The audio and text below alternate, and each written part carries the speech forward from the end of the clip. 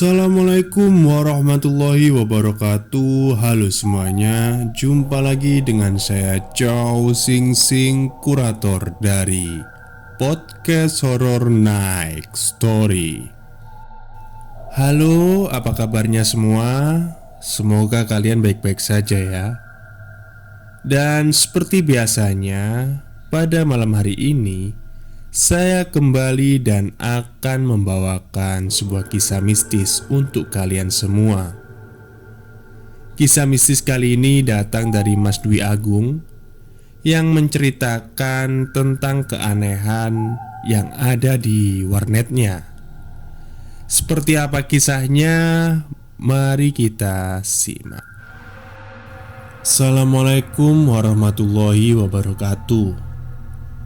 Kisah ini terjadi di tahun 2012 ketika aku berwirausaha warnet di pelosok desa.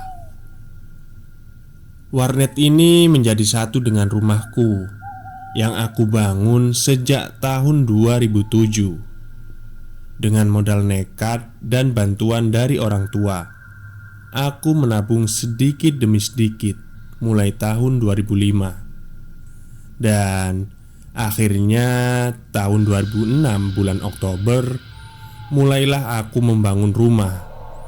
Ya, kalau orang bilang rumahnya cukup besar, ukuran 9 kali 21 meter, dengan muka depan 4 meter ruang tamu dan 5 meter dibuat warnet.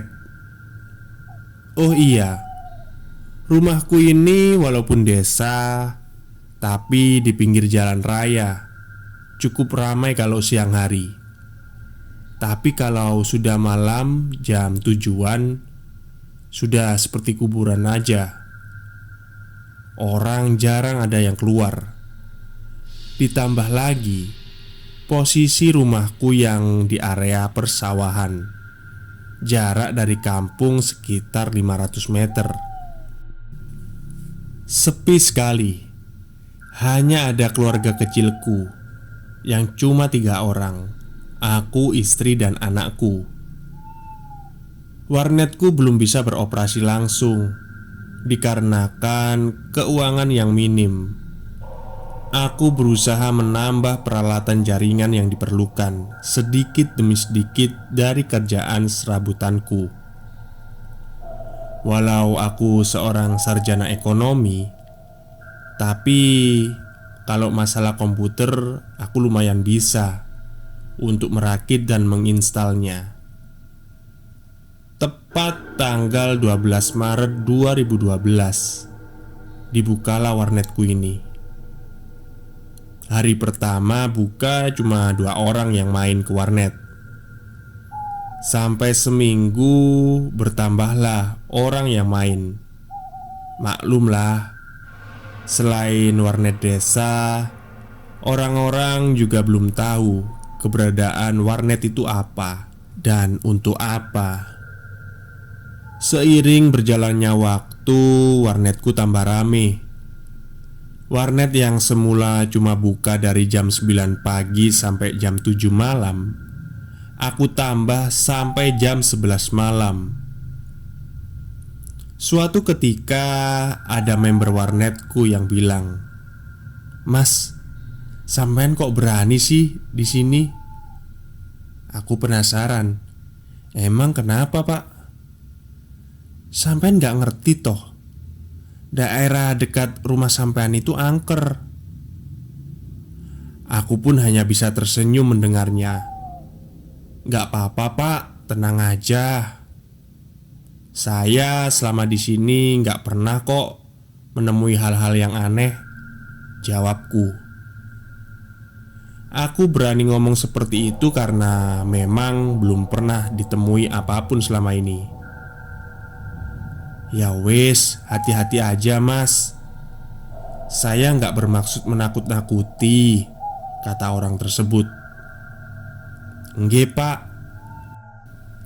Hari pun berlalu tanpa ada sesuatu keanehan yang terjadi seperti yang diceritakan memberku itu. Kegiatan sehari-hari berjalan seperti biasa. Pagi kerja, siang kalau sudah pulang aku nunggu warnet. Karena kalau pagi sudah ada yang nunggu adikku. Sampai suatu ketika aku mengalami kejadian yang bisa dibilang aneh. Lepas jam 9 malam, ternyata masih ada 3 orang yang mengetik dan bermain warnet.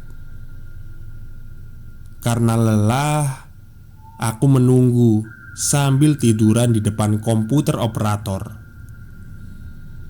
Aku sempat terjaga sebentar dan melihat jam sudah menunjukkan pukul 22.10. Aku pun kembali menatap YouTube yang ada di layar monitor. Tak terasa jam sudah menunjukkan pukul 11. Saat itu yang ngerental warnet cuma tinggal 1 orang. Tiba-tiba aku dikagetkan oleh konsumen warnetku itu. "Mas, ketikanku masih banyak. Aku lembur ya." "Oh, oke deh, gak apa-apa. Tapi aku sambil tiduran ya," kataku. "Iya mas, gak apa-apa. Nanti aku bangunin kalau udah selesai." Akhirnya dia pun kembali ke bilik warnet nomor 4 kalau gak salah waktu itu. Aku tiduran lagi di atas meja sambil nonton YouTube. Hening dan sepi terasa waktu itu. Jalanan sudah sangat sepi. Aku ketiduran sampai akhirnya aku dibangunkan lagi oleh konsumenku itu. Dan waktu menunjukkan pukul 1.15 dini hari. Mas, bangun." "Oh iya mas, ada apa?" kataku sambil terbangun. "Ini masih ada yang ngenet ya?" jawab dia.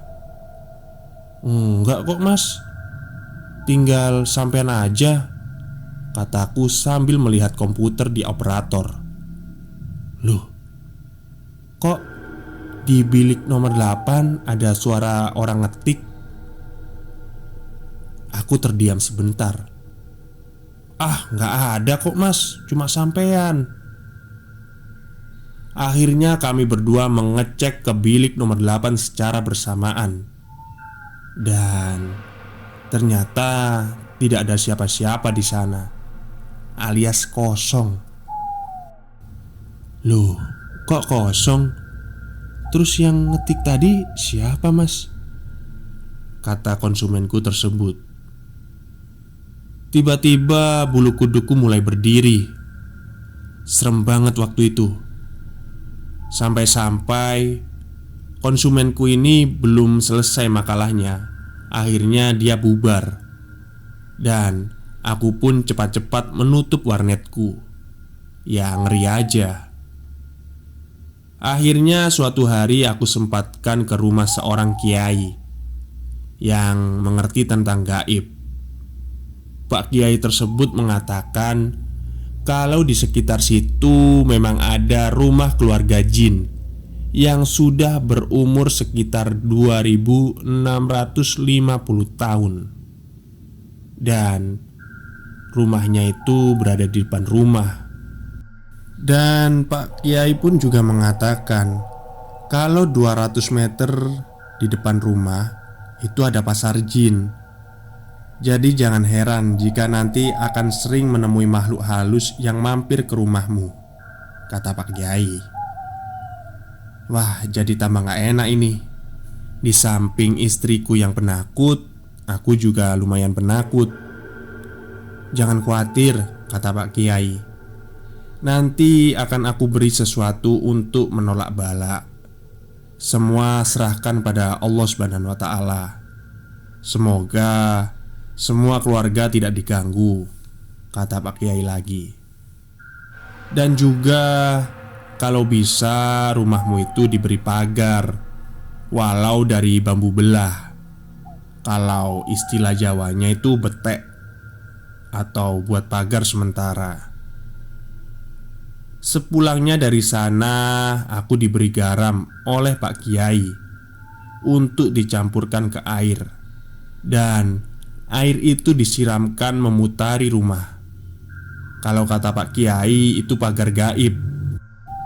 Dan benar saja, selama beberapa bulan tidak terjadi apapun, alias tidak ada gangguan. Tapi beberapa minggu kemudian, gangguan itu datang lagi. Waktu itu pagi hari, aku mengganti air galon. Setelah aku ganti dan aku pergi kerja, sampai sore tidak terjadi apa-apa. Dan air di dalam galon pun tidak terlihat berkurang. Malam pun berganti. Kira-kira pukul 10.11 lah. Terdengar suara air galon berkurang. Aku berpikir, mungkin istriku yang minum. Karena aku lihat istriku tidak ada di ranjang. Pagi hari saat subuh aku terbangun. Ya biasa, aku minum dulu. Ketika aku ambil gelas terus ke dispenser untuk minum, aku kaget. Air galon itu kosong. Aku tanya istriku, "Mah, air galon kamu kemanain? 1 galon kok habis?" Istriku menjawab, "Loh, kan masih full mas tadi malam. Lihat sendirilah. Jangan bergurau kamu.